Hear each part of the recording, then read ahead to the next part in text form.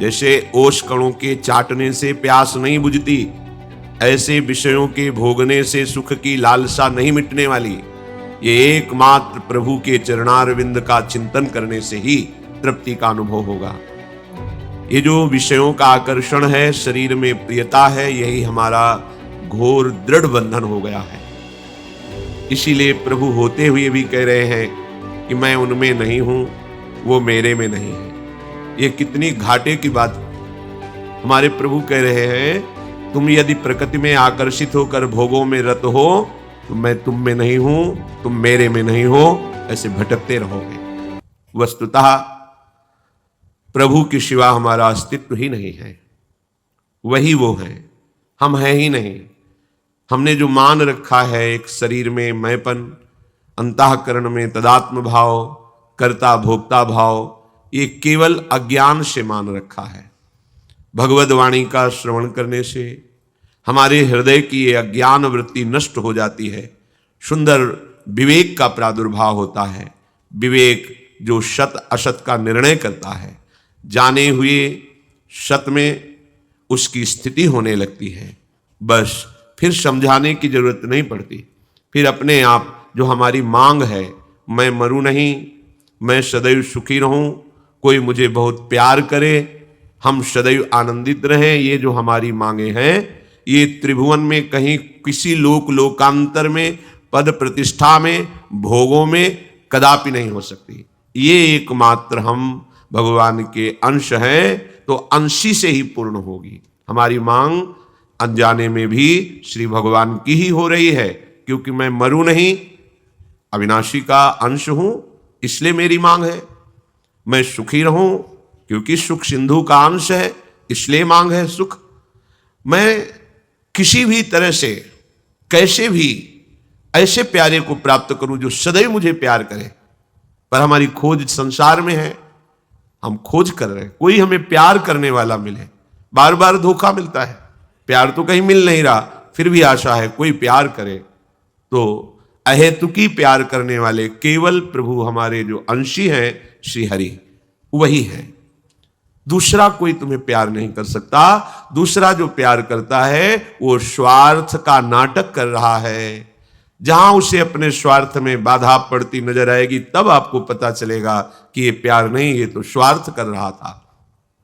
और चाहे जितना अपराध बन जाए, चाहे जितने अवगुण हमें परास्त कर लें, पर यदि हम हरि का आश्रय ले लिया है तो वो कभी छोड़ते नहीं।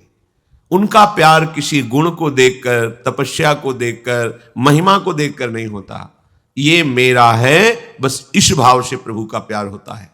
और हम यही तो चाहते हैं कि कोई मेरे गुण दोषों को ना देख करके केवल मेरे से प्यार करे। वो केवल प्रभु कर सकते हैं। तो जब जांच हुई अंदर से चिंतन के द्वारा, तो पता चला कि हमारी मांग तो सिर्फ श्री भगवान में है। मैं अविनाशी, मैं सुख स्वरूप, किंचित मात्र जहां दुख का लेश न हो और मुझे प्यार मिले, तो प्यार समुद्र है, प्रेम समुद्र है, आनंद समुद्र है, ज्ञान समुद्र है। यही तो हमारी मांग है। पर हम प्रभु से विमुख होकर के जगत, भोग, व्यक्ति, वस्तु, स्थान, इसमें भटकते चले जा रहे हैं। और ये बात समझ में नहीं आ रही, भटकते जा रहे हैं। पुराने छूटते जा रहे हैं, नए संबंध बनाते जा रहे हैं। पुराने संबंधों की स्मृति से हमारा मन भरा हुआ है, नए संबंध और भरते चले जा रहे हैं। जहां हमें पूरा का पूरा मन निर्मल करना है, वहां हम और प्रपंच भरते चले जा रहे हैं, केवल इस बात के लिए मैं सुखी हो जाऊं, मैं मरूं नहीं, मैं दुख का लेश कभी ना देखूं। पर दिशा गलत हो गई है। ये बहुत बात चुभती है। श्री भगवान कह रहे मैं उनमें नहीं हूं, वो मेरे में नहीं। बड़ा घाटा हो गया। जो सर्वत्र हैं, सब रूपों में हैं, वो कह रहे हैं जो प्रकृति की तरफ आकर्षित होकर भोगों में लगे हुए हैं, हमारे वचनों का पालन नहीं करते हैं, मेरे आश्रित नहीं हैं, वो मेरे में नहीं, मैं उनमें नहीं हूं। ये बहुत घाटे की बात हो गई। प्रभु कहते जाओ, तुम्हें जो मन आवे सो करो, भोगोगे। ये कोई अच्छी बात नहीं हुई, ये हमारे लिए सबसे बड़ी हानि की बात हो गई। जब प्रभु डांट के कहें कि मैं देखता हूं तू कैसे मनमानी कर सकता है, अब ये अच्छी बात हो गई। अब आनंद होकर नृत्य करो, अब तुम्हारा कोई बाल बांका नहीं कर सकता। क्योंकि वो कहते हैं ना कि मैं देखता हूं तुम कैसे कर सकते हो, तो कर तुम, अकर तुम, अन्यथा कर तुम। सर्व समर्थ प्रभु ने मेरा ठेका ले लिया, अब मस्त रहो, कोई बिगाड़ नहीं सकता। पर हाय, कितनी दुख की बात हो गई। प्रभु कह रहे मैं तुम में नहीं, तुम मेरे में नहीं हो। यद्यपि वही वो हैं, उनके सिवा हमारा अस्तित्व नहीं है। जैसे श्री भगवान कह रहे यथाकाश स्थितो नित्यम वायु सर्वत्र गो महान तथा सर्वाणि भूतानि मतिस्थानीत्युपधारय।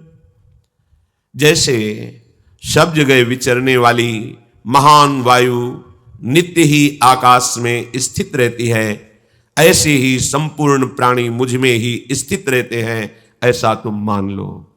देखो फिर कृपा करके बोले,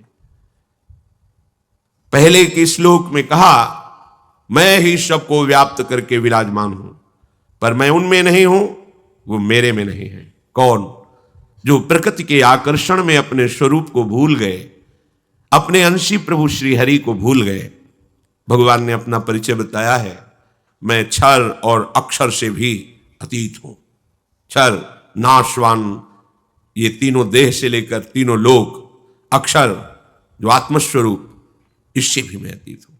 क्योंकि जब आत्मस्वरूप में स्थित हो गए तो ये अतीत शब्द इसी में समा जाएगा। पर जब तक आप देह भाव में स्थित हैं तब तक इस शब्द को नहीं जान पाएंगे। यह अध्यात्म है। कहीं भी शब्द है वहां पुलाई है, जहां पुलाई है वहां आकाश है। आकाश के बिना शब्द की सत्ता ही नहीं। जड़ चैतन्य जो भी, वो सब प्रभु में है। प्रभु है तो वो है, उन्हीं से सबकी सत्ता है। पर कभी ऐसा प्रभु हमारे प्रति न कह दे कि तू मेरे में नहीं, मैं तेरे में नहीं। ये सावधानी रखो।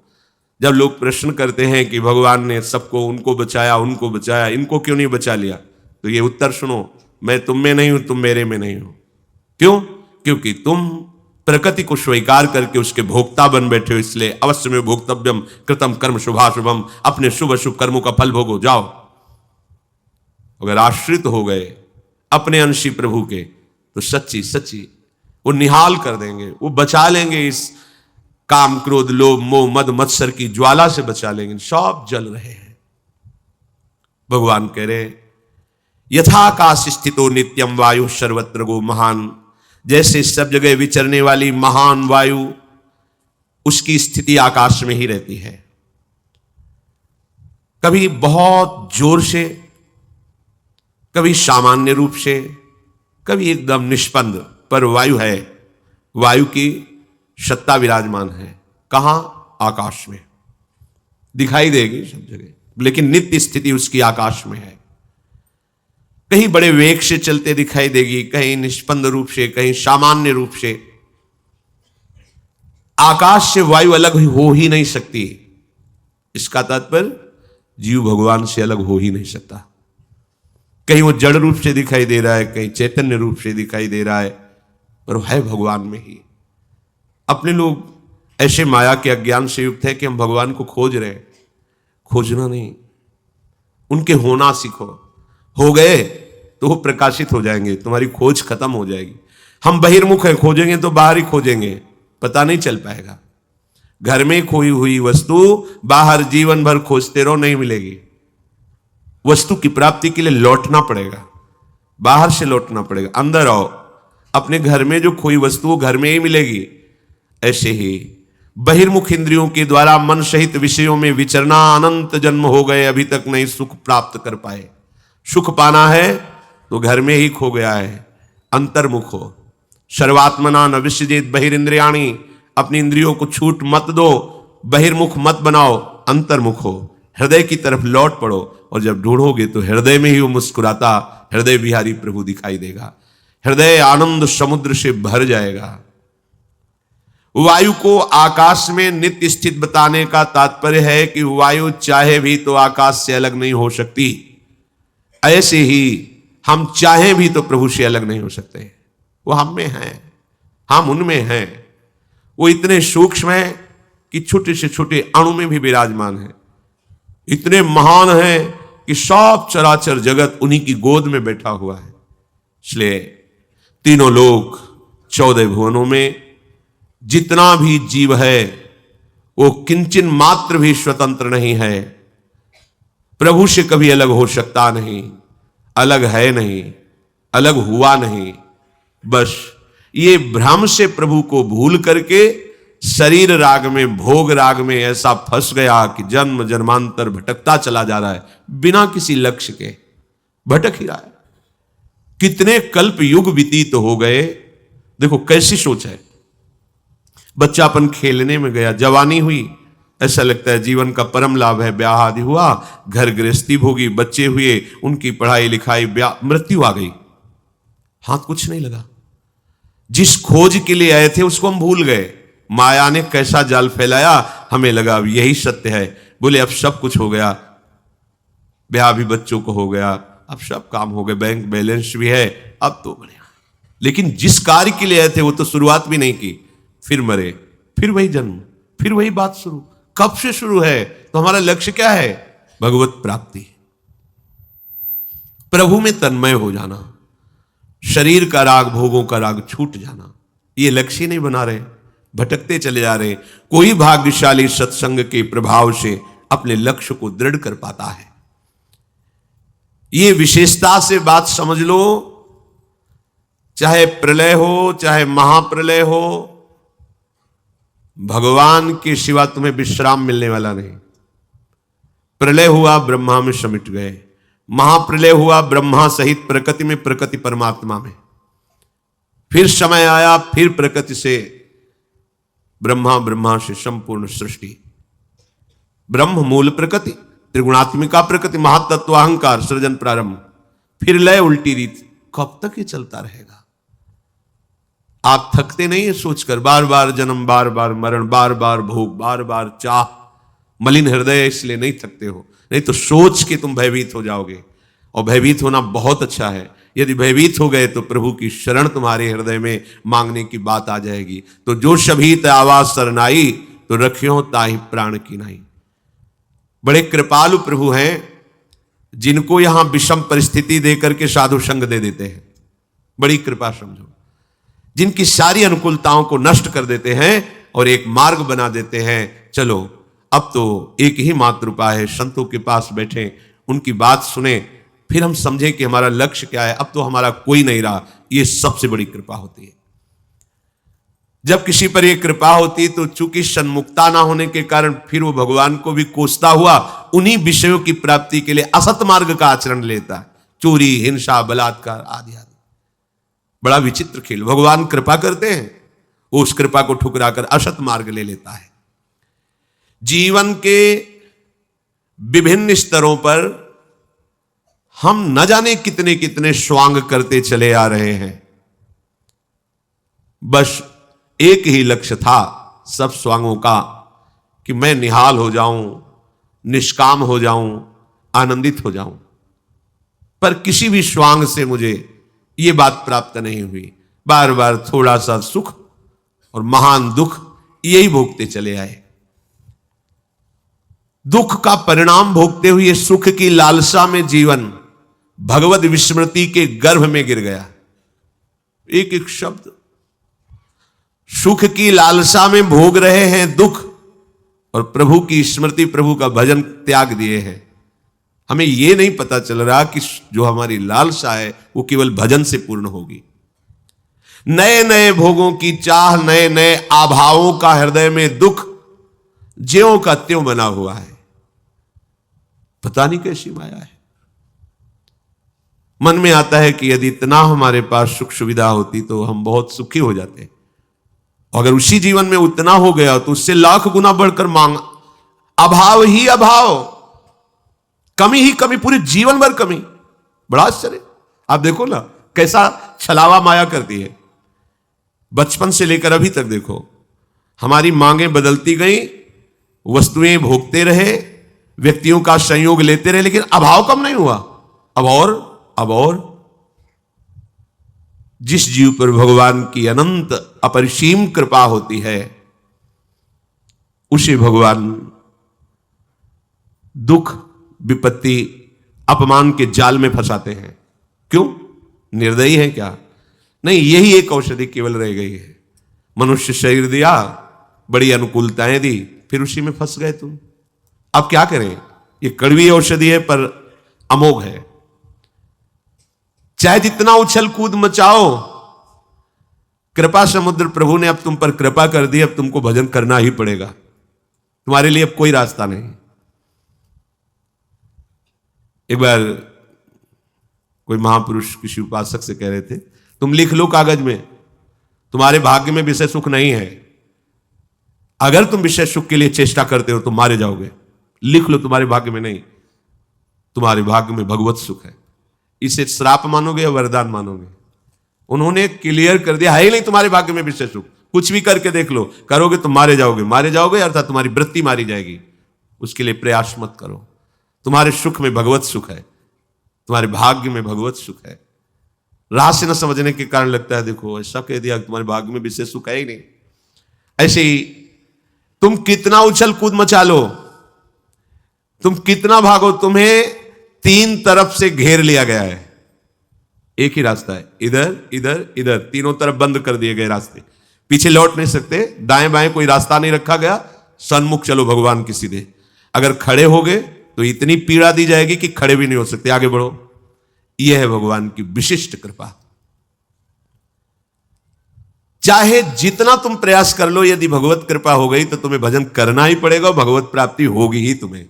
अपने लोग इसी लाइन में आ गए हैं, पता ही नहीं था कि कोई मंजिल भी होती है, ये कोई रास्ता भी होता है।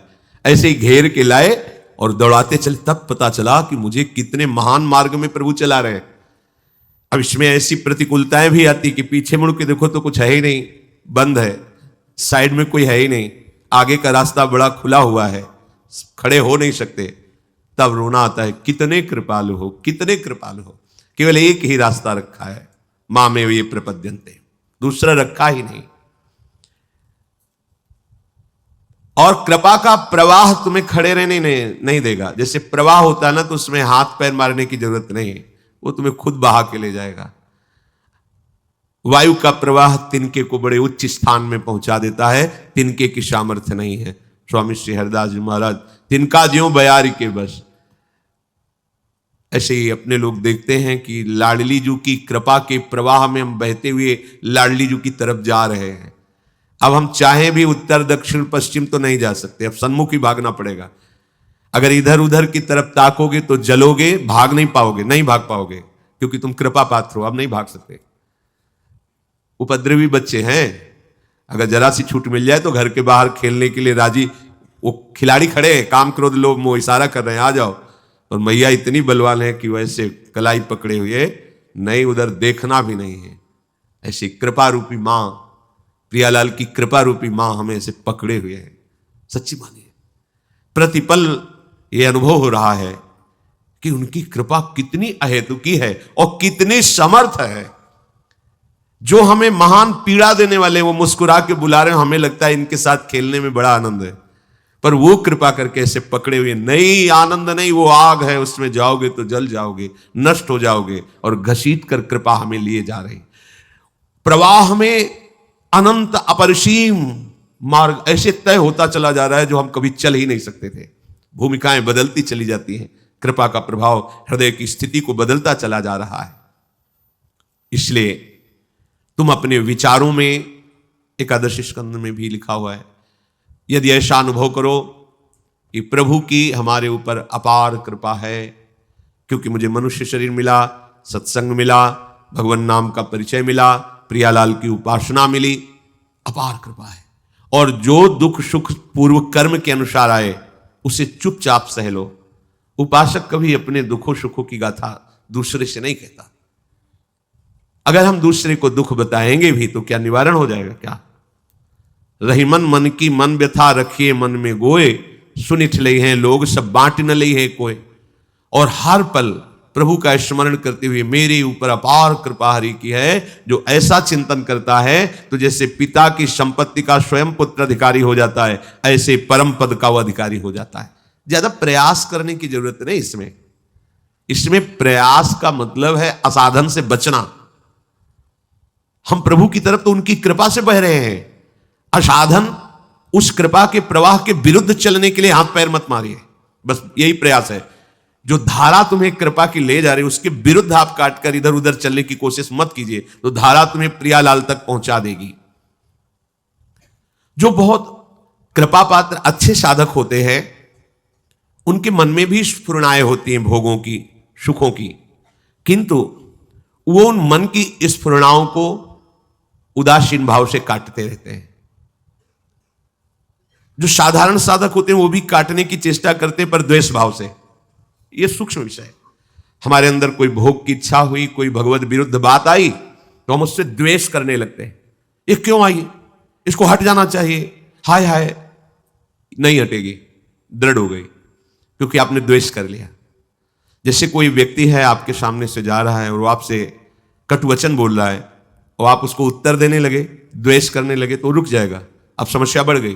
अगर चुप रहते तो बोलता हुआ चला जाता। अगर कोई अच्छा बोल रहा है आप उससे प्रिय भाषण करने लगे तो रुक गया, वो राग है।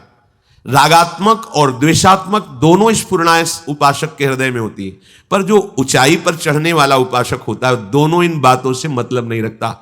नहीं, प्रायः प्रश्न होते रहते हैं, बहुत परेशानी है, मन ऐसा, मन काहे को तुम मन में इतना तन्मय हो रहे हो, थोड़ा अलग हुई और बोलने दीजिए उसको जो बोल रहा है। आप मंत्र का स्मरण कीजिए, नाम का स्मरण कीजिए, शांत रहिए। ये उपासक की गलती हो जाती है कि ऊहापोह करने लगता, आप क्या करूं, मन ने तो ये मांग लिया, अब क्या, कुछ नहीं, एकदम तटस्थ, राधा राधा राधा, ना उसमें द्वेष। क्यों आया, अच्छा आया तो आप राग न द्वेष, बहुत जल्दी मन शांत हो जाएगा। उस उपासक का मन बहुत जल्दी शांत हो जाता है जो अपने हृदय की, मन की स्फुरणाओं से उदासीन रहता है। शब्द पकड़ो, उदासीन उसे कहते हैं, न शत्रु भाव न मित्र भाव, उदासीन। कोई मतलब ही नहीं, तू बोलता रहे। मेरे गुरुदेव ने बताया कि ये नाम जप करो, ये मंत्र जप करो, मुझे गुरु की बात माननी है, और वो नाम मंत्र चल रहा है, सदाचरण कर रहे हैं, असदाचरण की प्रेरणा मन कर रहा है, हम उदासीन है उससे। कोई परेशानी होने की जरूरत नहीं, सब परेशान हो जाते हो आप लोग। ये बहुत आंतरिक बात करें, इसमें हम अपने हृदय की भी बात करें। जब गुरु कृपा से ये युक्ति मिली तब समझ में आया कि बेमतलब पिट रहे थे, बेमतलब हम जल रहे थे। समस्या तो यही होती है ना, सबकी समस्या यही है। ये ऐसी जलन पैदा करके स्फुरना कहता है कि हम संकल्प बना लेते हैं, उसका साथ दे देते हैं, और संकल्प क्रिया में उतर जाता है। फिर मलिन, बार बार पश्चाताप, बार बार कसम खाना, हम ये नहीं करेंगे, फिर हम वही करते। नहीं सुधरोगे। कैसे सुधरना है? पहली बात, नाम जब चलना चाहिए। दूसरी बात, मन की बात सुनते हुए भी नहीं सुनना है, वो सुनाएगा आपको। कान बंद कर सकते हो लेकिन श्रवणेंद्री थोड़ी, श्रवणेंद्री तो अंतर में है, वो श्रवणेंद्री को सुनाएगा। आपको उदासीन रहे, उदासीन शब्द से परिचय कर लो, मतलब ही नहीं। तो बोले फिर मन तो गलत सोचता है और मन ही बंधन मोक्ष का कारण है, तो उसकी गलत भावना को दूर कराने के लिए यही युक्ति है। आप उदासीन हो जाओगे, उसकी स्फुरणाएं निकलती चली जा रही हैं, आपका नाम चल रहा है, नाम शद भावना में भरता चला जाएगा, क्योंकि आप खाली थोड़ी बैठे हो, भगवत सुमिरन परायण हो। जागने से सोने तक जिसको इसी जन्म में भगवत साक्षात्कार करना है, बहुत पॉइंट की बात है। तुम्हारे अंदर विचारों की भीड़ पैदा करेगा मन। मन ही बुद्धि है, मन ही चित्त है, मन ही सब कुछ है, क्योंकि वृत्ति के अनुसार अंतःकरण चतुष्टय कहा गया है, मुख्यतया मन ही है। निश्चयात्मक भाव होने के कारण बुद्धि कहा गया, चिंतन होने के कारण चित्त कहा गया, स्वीकृति क्रिया के होने के कारण अहंकार कहा गया, संकल्प बनने के कारण मन का, एक ही हृदय, एक ही अंतःकरण, चतुष्टय के नाम से कहा गया वृत्तियों के कारण। बहुत अच्छी बात, बहुत अच्छी बात है। क्या? जगने से लेकर सोने तक ये तुम्हारे अंदर विचारों की भीड़ पैदा करेगा। अच्छे विचार, बुरे विचार, ये ऐसे फेंकता रहता है, इसका काम है। ये कभी शांत नहीं रहता। देखो, आप देखना, खोया रहता आदमी, चल रहा है। और साधक ऐसा नहीं होता, वो उसकी स्फुरणाओं को देखता हुआ भी मंत्र नाम प्रभु की तरफ रहता है। मुख्यतया लक्ष्य उधर रहता है, जांच इसकी होती रहती है। और उदासीन, बिल्कुल हृदय में जलन नहीं होती। प्रारंभ में तो जलन, ये गंदी बात क्यों सोच रहा है, ये ऐसा, अच्छी बात आई तो हर्षित हो गए, बुरी बात आई तो शोकित। मतलब तुम तदात्म हो अंतःकरण से, हटो अंतःकरण से। बिल्कुल अलग है, बिल्कुल अलग है। मान लीजिए, अभी आप समझ नहीं पा रहे, बिल्कुल अलग है। वो बिल्कुल कुछ नहीं कर सकता तुम्हारा जब तक तुम उसको सपोर्ट नहीं दोगे। सपोर्ट ना देने की सामर्थ्य नाम देगा, नाम, दूसरा कोई उपाय नहीं। मान लीजिए, हृदय की बात मान लीजिए, जितना तुम नाम जप करोगे उतना तुम में बल आता जाएगा और तुम मन का निरीक्षण करोगे, मन को देखते रहोगे। अभी तुम मन को देख नहीं पा रहे क्योंकि अलग नहीं हुए, तुम ही मन बन करके मांगे कर रहे हो, मन बन करके क्रियाएं कर रहे हो, मन बन करके विचारों में फंसे हुए हो।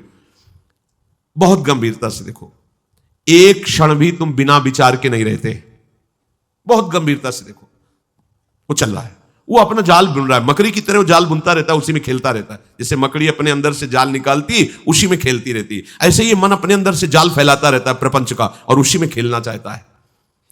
उपासक को चाहिए कि उन विचारों में से, सब गंदे नहीं होते, कुछ अच्छे विचार होते हैं जो सपोर्ट कर दे, जो मार्ग में, भगवत मार्ग में बढ़ने वाले, और जो असत विचार हैं उनसे बिल्कुल दुखी नहीं होना है। आप दुखी हो जाते हो। बहुत से उपासक रोते हुए प्रश्न करते हैं, मैं मन से बहुत परेशान हूं। ये बिल्कुल गलत बात, आप बहुत गलत स्थिति में हैं। बिल्कुल आप रो दिए तो मार देगा वो आपको। ये भेड़िया है, बच्चों को डराता है, बड़ों के सामने पूंछ दबा के भागता है। यहां बड़े कौन है? जो भगवान नाम आश्रय लिए, बड़े का सहारा लिए हुए हैं। भगवान नाम बहुत बड़ा है। कल एक उपासक ने प्रश्न किया कि अपने बड़े को, गुरुजनों को श्रीमान ऐसे लगा के बोलते हैं और आप राधा राधा राधा, हरिवंश हरिवंश हरिवंश, ये तो सबसे बड़े हैं, तो ये नियम लागू कर देना चाहिए कि बिना श्री के नाम नहीं लेंगे। बड़े अच्छे भाव है, सम्माननीय भाव है, पर आप जानते नहीं हो ये अक्षर ब्रह्म है। जैसे राधा, ये इतना महान है कि प्रभु भी इसका स्वाद लेते हैं। अब जो सम्मान देने लायक है उसे सम्मान दे। सम्मान देने लायक कौन है? जिसे अपमान का बोध है। और ये कौन है? ये नाम नामी को भी अधीन करने वाला जो सबसे बड़ा है। तो ये रा और मां, रा और धा, कृष्ण, गोविंद, इनमें कोई श्री नमो नमः इनके लगाने की कोई जरूरत नहीं, क्योंकि वो सबसे महान, ईश्वर को भी अधीन करने की सामर्थ्य। तुमने श्रीमान को बड़ा समझ लिया ना, और नाम को सम्मान देने के लिए श्रीमान लगाना चाहना, यह प्रकृति धरा की बात है। परमात्मा को भी जो अधीन कर ले उसका, वो अक्षर ब्रह्म नाम राधा। अब इसमें श्रीमान और मति कुछ लगाने की जरूरत नहीं, राधा मतलब इससे महान कोई है ही नहीं। जैसे किसी का नाम व्यक्ति का है, अपने से बड़ा है, तो पूज्य भाव आरोपित करने के लिए उसमें श्रीमान ऐसा लगाया जाएगा। लेकिन नाम से बड़े प्रभु भी नहीं है, तो हम क्या लगाएं उसमें? श्री और मान तो बहुत छोटी बात हो गई। नाम से बढ़कर प्रभु भी नहीं है, प्रभु भी नाम के अधीन है। नाम स्वामी है, प्रभु सेवक है। जहां स्वामी विराजमान होगा सेवक को वहां आना पड़ेगा। नाम, अब नाम के आगे श्रीमान ये सब लगाने की जरूरत नहीं। हरिवंश हरिवंश, राधा राधा राधा राधा, ये अपने, इससे महान कुछ नहीं। अगर हम ये सोचते हैं कि राधा नाम को सम्मानित करने के लिए श्री आगे लगा दे या पूज्य मान ऐसे, तो मतलब राधा नाम की शोभा श्री और मान से हुई ना। ये प्रकृति में होता है, व्यवहार में होता है। वो खुद इतना महान है कि सबसे महान ईश्वर कृष्ण भी राधा, कृष्ण नाम इतना महान है कि सर्वेश्वरी श्री लाडली जो कृष्ण कृष्ण बोलते। अब वहां श्री और मान में सब लगाने बहुत विचार नहीं। ऐसा महान नाम जब हमारे जिह्वा पे चलेगा तब हमारी सामर्थ्य होगी कि ये जो मुझे भयभीत करने वाला मन है, विचारों के जाल में फांस कर मुझे दुखी सुखी करता रहता है, इस पर हम शासन कर सकते हैं। ये विचारों का ओहापोह साधक जब तक नहीं मिटाएगा तब तक निरंतर भजन नहीं चल पाता। सब डूबे रहते हैं। आप देखना, कोई भी कहीं भी बैठा हो, वो डूबा रहता है। ए, नाम चल रहा है एकदम, नहीं नहीं, तो कहां थे? नहीं, कुछ नहीं, कुछ नहीं। क्या हो? तो प्रपंच जाल में थे। आप देख लो, कोई रागात्मक वस्तु व्यक्ति स्थान, कोई द्वेषात्मक वस्तु व्यक्ति स्थान, इसके सिवा और कुछ नहीं था। देख लो, कोई लीला में नहीं डूबे थे, उसी में डूबे थे। विचारों के जाल को काटना हमारा इस समय परम कर्तव्य है। आप एक क्षण भी चूकेंगे, वो विचार का जाल फैला देगा हृदय में। इसीलिए साधक हर समय शांत, एकाग्र बुद्धि, कीर्तन में तो तन्मय, वाणी में तो सामने वाणी में दृष्टि लगी हुई, श्रवणेंद्रिय सुन रही, और मन से में एक एक अक्षर पर दृष्टि लगाए हुए उसका गान कर रहे हैं। इसको विचारों के लिए समय नहीं देना है। अगर आप मन को समय देंगे तो आपका सारा समय चाट जाएगा मन, और फिर वही जन्म मरण के चक्र में पहुंचा देगा। ये थोड़ा विचारों से आपको खाली होना है, तभी भजन बने। बोले भजन नहीं बनता, क्यों नहीं बनता? वो ठसाठस भरे हुए हैं विचार, वो भेजता चला, सत असत जो भी जन्म जन्मांतर है वो विचारों को ऐसे फेंकता जा रहा है, यहां तक कि फिर रात्रि की नींद भी खत्म हो जाती है। अगर थोड़ी झपकी लगी तो वही प्रपंच, नींद में भी स्वप्न शुरू, स्वप्न में भी वही सब प्रपंच संसार। और विचारों को काट करके भजन भरते चले जाओ, भगवत भाव भगवत विचार, तो जागृत स्वप्न सुषुप्ति स्फुरत में राधा पदाब्ज छटा। मन बढ़िया पक्ष भी है इसका, बुरा पक्ष भी है तो बहुत बढ़िया पक्ष है। इसके विचारों को नष्ट करके भगवत विचार भर दो, रात दिन बिना किसी प्रयास के भजन करेगा। आपका मन ही भगवदाकार वृत्ति से युक्त हो जाएगा। उपासक को चाहिए कि इन विचारों की दयनीय दशा में ना फंसे। बहुत सुलझी हुई बात है। यदि आगे बढ़ना है अध्यात्म में तो अंदर के विचारों को काटना सीखें। हम अंदर के विचारों में आसक्त हो रहे हैं, भयभीत हो जाते हैं, क्योंकि काम आया अब तो नष्ट कर देगा। कैसे नष्ट कर देगा? कैसे नष्ट कर? हमारे पास नाम है, हमारे पास गुरुदेव की कृपा है, हरि का आश्रय है, हम मन की इस बात को नहीं मानते हैं। वो बार बार आपके सामने दृश्य लाएगा, सुख की भोगी हुई वृत्ति लाएगा, आपको आकर्षित करेगा। आपकी दृष्टि राधा नाम पे होनी चाहिए, आपकी दृष्टि गुरुदेव के वचनों में होनी चाहिए। ये हमारा दुश्मन हमारे नाश के लिए आया, कभी आपका पतन नहीं हो सकता। पर जहां स्फुरणा हुई तो आप दुश्मन भाव छोड़ करके मित्र बना लिया और उसी के भाव में विचरने लगे, अब वो आपको नष्ट कर देगा। एक बार मलिन भाव जीत जाता है तो हजारों बार जीतने की उसमें ताकत आ जाती है, और एक बार मलिन भाव को मिटा दोगे तो हजारों बार मिटाने की ताकत आ जाएगी आप में। इसमें प्रारब्ध काम नहीं करता। भाग्य में होगा तो बच जाएंगे, नहीं बचोगे, पहले समझ लो। इसमें प्रारब्ध काम नहीं करता, इसमें विवेक काम करता है, भजन काम करता है। प्रारब्ध से कोई त्यागी महात्मा नहीं बनता, प्रारब्ध में नहीं लिखा है। ये भजन से त्याग उत्पन्न होता है। विवेक हुआ, विवेक से असत का त्याग और सत में स्थिति। ये जो लोग कहते हैं ना भाग्य होगा तो फिर, अरे भाई हमारे भाग्य में भजन कहां लिखा है? तो किसके भाग्य में भजन लिखा है? भजन भाग्य में नहीं लिखा है। भजन करने के लिए मनुष्य जन्म दिया गया है। अब आप भजन न करो, भोगों को भोगो, ये तुम्हारी बात है। प्रारब्ध से केवल सुख दुख मिलता है, भजन नहीं।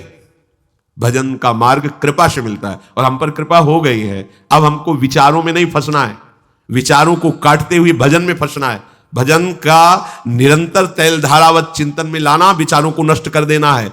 विचारों को नष्ट कैसे किया जाता है? भजन पर दृष्टि रख करके। पर यहां उपासक नए नए बीज बोने लगता है असत भावना के। पकड़ है महापुरुषों की। चले हैं हम जड़ से संसार के अस्तित्व का भाव मिटाकर भगवान के अस्तित्व में स्थित होने के लिए, पर नए नए हम बीज बोने लगते हैं। किसी की निंदा, किसी की स्तुति, किसी में गुण, किसी में दोष, कोई मित्र, कोई शत्रु। अब हम ये बनाने आए कि मिटाने आए? हृदय से देखो। बहुत लोगों का ऐसा स्वभाव होता है, बिना मित्र बनाए रह नहीं सकते, बिना वो बात किए नहीं रह सकते, बिना व्यवहार बनाए नहीं रहते।